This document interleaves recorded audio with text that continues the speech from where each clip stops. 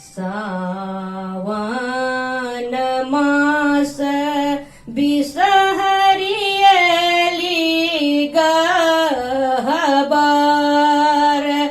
मैया एली गहबर राम पबनतनी सब बिस हरि माँ के आनल को बर घर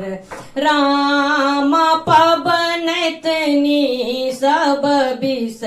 हरि माँ के आनल को बर घर सावन मास बिसहरियली गहबर राम एली गहबर राम पबनतनी सब बिसहरि माँ के आनल को बर घर राम पबनतनी सब बिसहरि माँ के आनल को बर घर गाय गोबर को बर निपल मैया को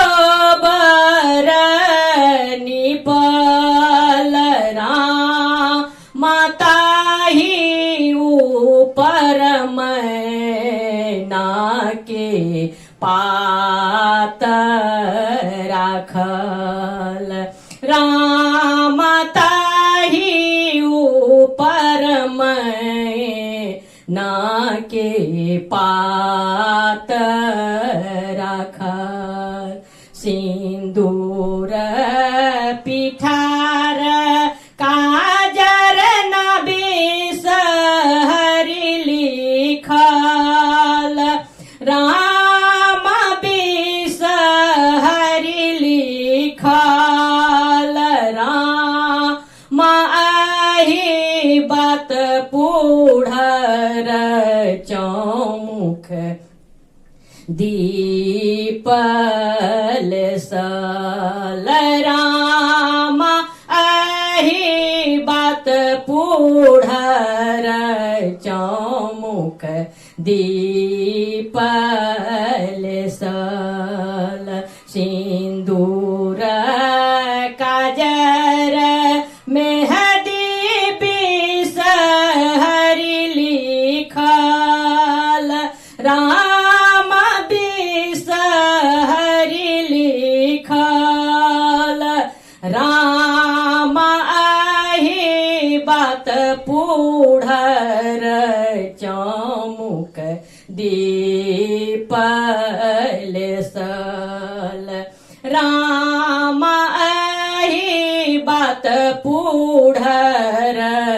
चौमुख दीपल सल लाले लाले अड़हुल फूल मैया के चढ़ाब